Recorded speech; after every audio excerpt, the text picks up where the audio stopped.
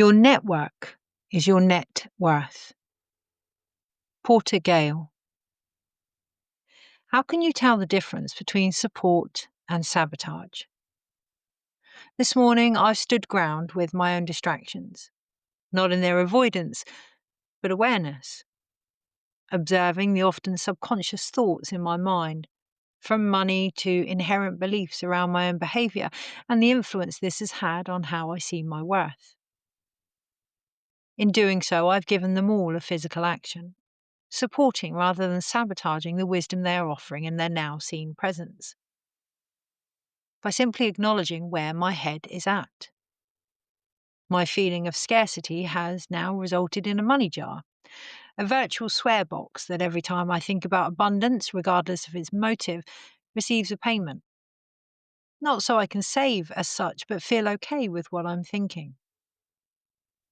My desire to compare and turn on the phone before me that will no doubt highlight how I should behave in my own reactions has, with the removal of this option, become a streamlined focus of all I want to achieve today instead.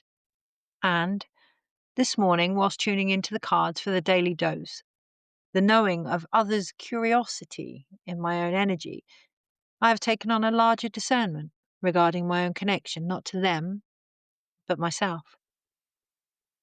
As I recognise all the places I am not full of me, giving room for other energy to occupy my space. Shuffling the shame and dream oracle, acknowledging my perceived energy leak isn't always from a place of distraction, but knowing of interference.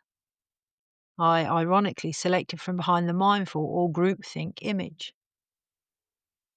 Tuning into the symbolism I held unknown and unseen in my hands, feeling my own frequency increase, filling me with light, the medicine of the blue lotus apparent and ready to be received from within me, visualizing myself dancing, moving with life itself, swaying in the ocean of consciousness. Receiving, you don't need to force who you are, just be it. I turned over, netcaster, preparations coming to fruition. Today, keep a clear mind by acknowledging as often as possible where it may not be. Recognize this sacred space of inspiration for the restriction or never-ending expansion it can be, depending on where you wander and the quality of your thoughts. Remove yourself from any gossip of group thinking that fills your mind, especially over and above your own opinion. From here, remember how to receive. Open your heart, arms, and mental capacity wider. Acknowledge anything you may be caught up in, especially subconsciously, be that a web of your own design or the network of others. Exit any situations that no longer sustain you gracefully by going to the place of stillness within you. In this honest remembrance, wait, observe, and collect what and who you have really been distracting yourself from. May we all recognize the dance of destiny that patiently awaits us in our own innate worth. In deepest Munai, I ask you now, do you need a bit of mindful less? You know where I am.